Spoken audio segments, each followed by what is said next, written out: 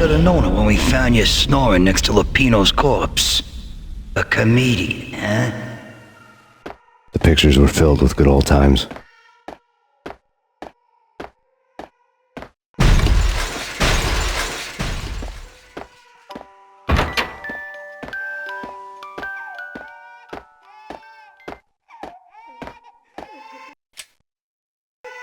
I really love to watch cartoons. Captain Baseball Bat Boy's my favorite.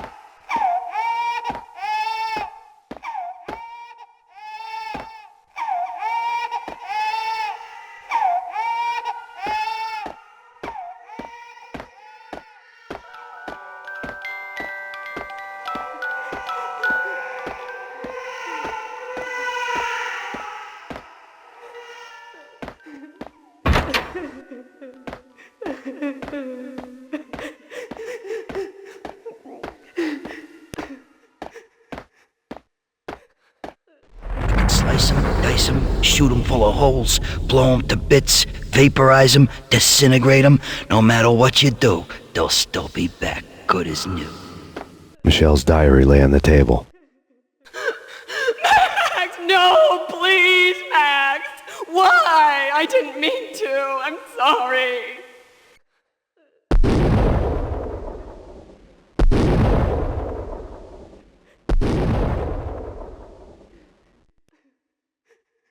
Murderer! You killed her! Nothing like that ever happens in the real world.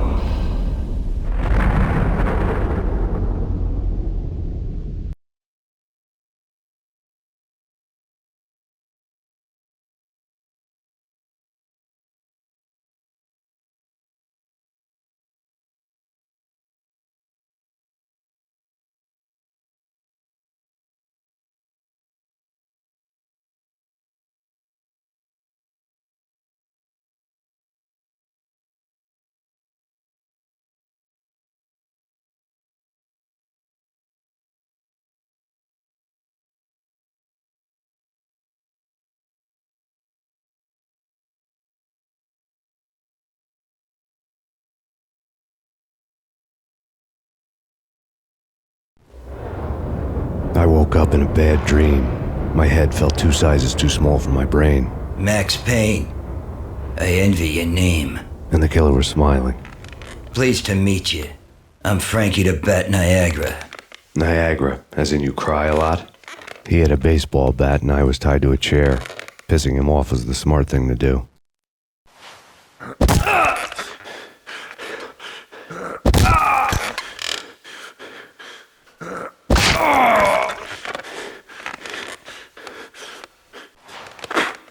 Nothing wrong with a little laugh now and then.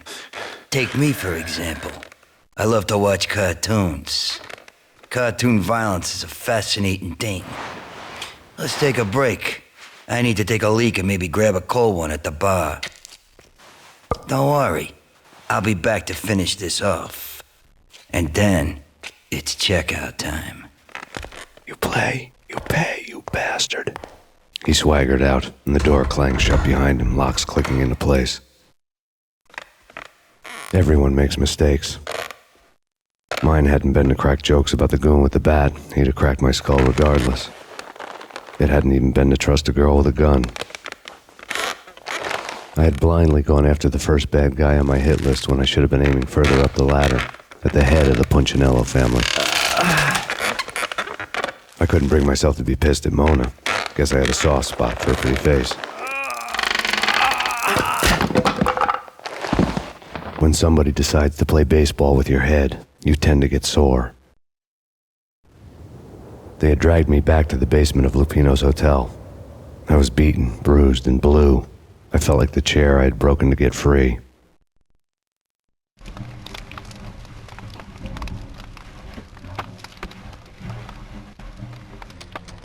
All I had was Niagara's bat, sticky with my own blood.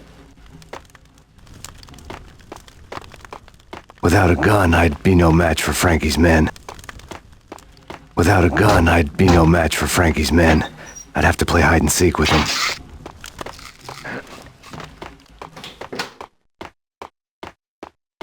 What the? Yo! Blood.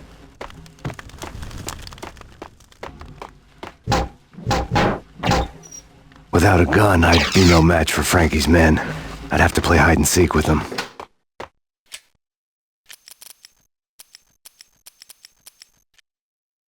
It's Frankie's turf. Oh, damn!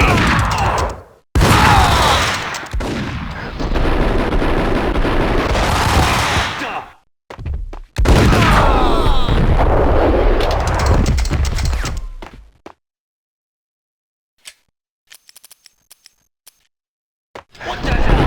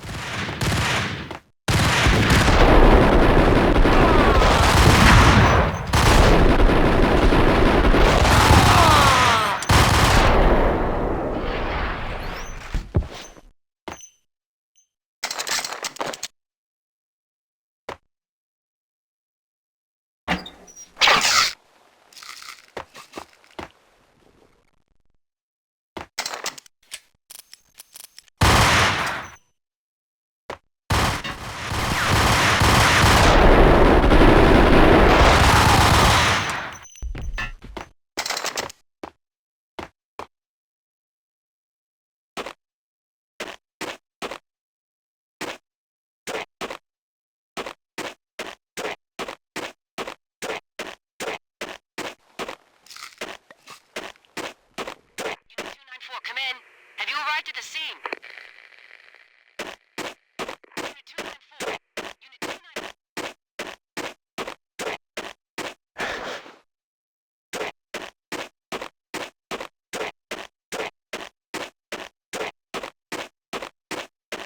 Things were fast going from bad to worse.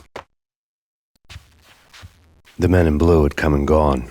They had decorated the place with chalk outlines and tied it together with yellow tape. The cops who had stayed behind were dead.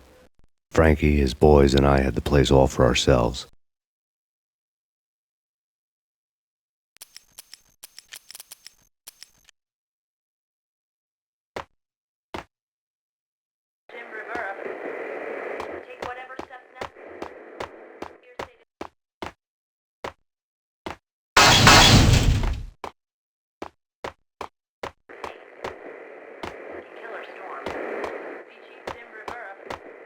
Just forget about it. Just forget about it. Hey, just forget about it. That crazy witch, you should have heard her. She was a real scream when the boys caught her trying to cap the Don. Oh, that's friggin' bad. To the trio?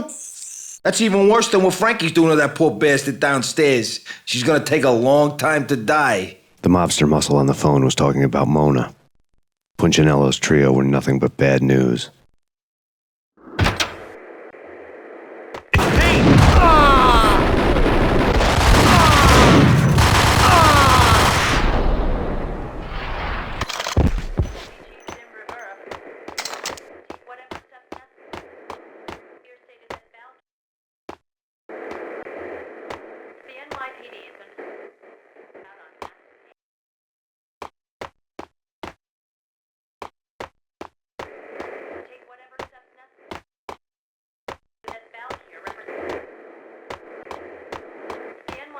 More evidence that Punchinello. The fact remains that all the victims so far identified in the Ragnarok shooting have been known criminals, many of whom had large doses of V in their blood. Reliable sources say that MaxPayne was also among those killed, although no body has been recovered at this time. Reliable sources. That meant somebody thought the Mafia had me and didn't want the cops snooping around anymore. The body would be delivered to them barely recognizable. Case closed. Don Punchinello had the power to be that reliable source, which was no news, but his news was old news.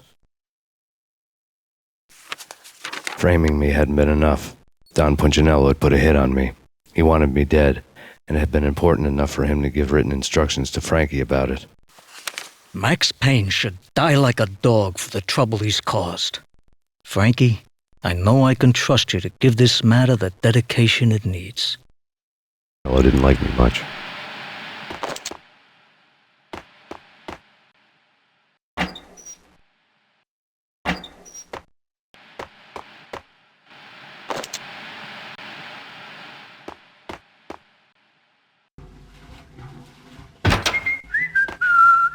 Yo!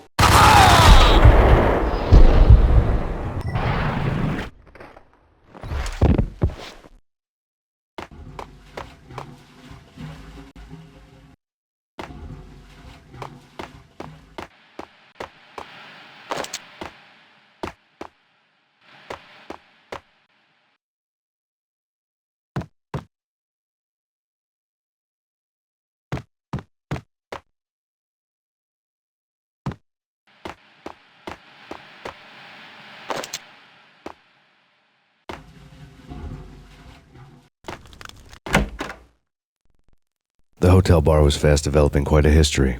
True to his words, Frankie was there, having a beer. Jesus Christ. How the hell'd you get loose? Got bored waiting. Thought, what the hell, we could just as well finish this here. Fine by me. This works out just as well.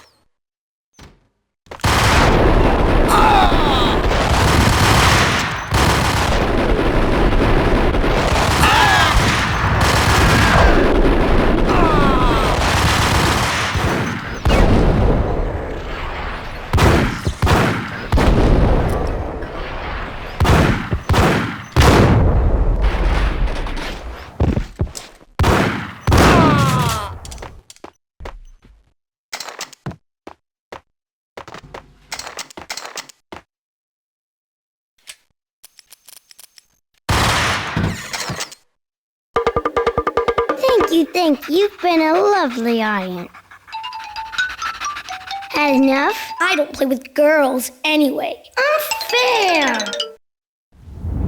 I spotted the tail as soon as I left the hotel. A big black Mercedes. I'd seen the car before. That time it had heralded impressive explosions. Vladimir was back. You're dead, MaxPayne. I might have laughed if I remembered how. What's this supposed to be? Cops and robbers? Look, you want something with me? Get in line. Peace, man. Relax. You know you are a real news item. Armed and dangerous. I am going to make you an offer you can't refuse. I've always wanted to say that. It's a bum rap. I've been framed. That's a moot point. Whatever you did or did not do, I'm sure you had good reason for doing it. Want to hear me out? I'm listening.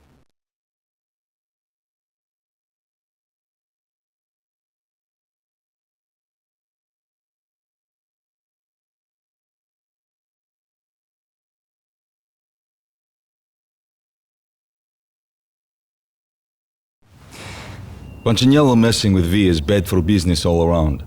But that's not all. There is this guy, Boris Time, used to pull jobs for me. He's the captain of the cargo ship Charon.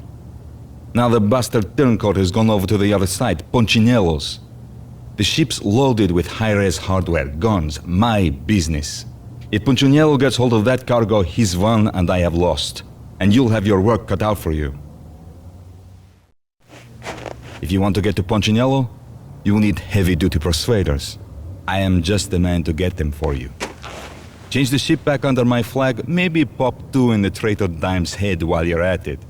You'll get enough guns to start the apocalypse. You in or out? Let's get this show on the road. Vladimir was one of those old-time bad guys with honor and morals, which made him almost one of the good guys. None of us was a saint. The Brooklyn riverfront was a maze of rusty containers, sharp-boned cranes looming up from the snowstorm. On a night like this, you couldn't help but think of the dark army of dead men sleeping with the fishes, cement shoes in line. No Minotaur lurked in this labyrinth, but somewhere out there, on the clanking deck of his cargo freighter, the skipper of the Chiron was waiting, like the ferryman of the river Styx.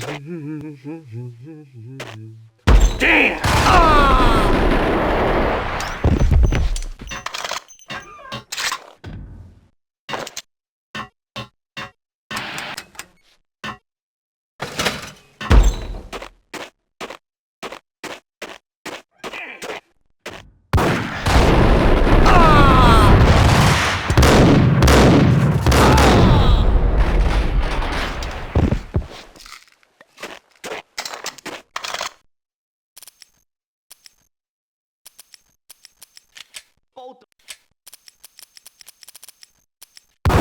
To a pulp. Eyes swollen, yen, swaying on their feet, slipping on the blood. Money's worth. Brought tears to my eyes. What the?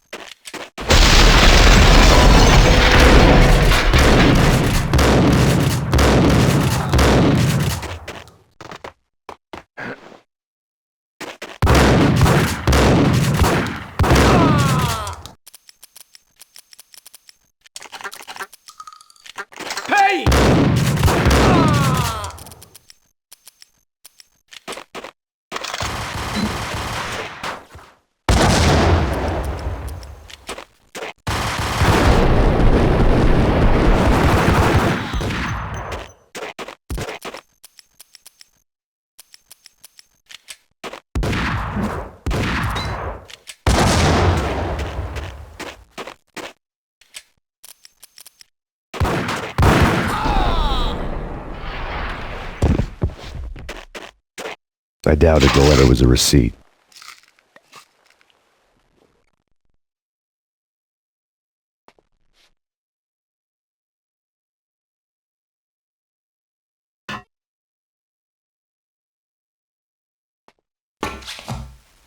Rico Muerte had come to town to do more than just sort out family troubles. Exhibits number 1, 2, and 3.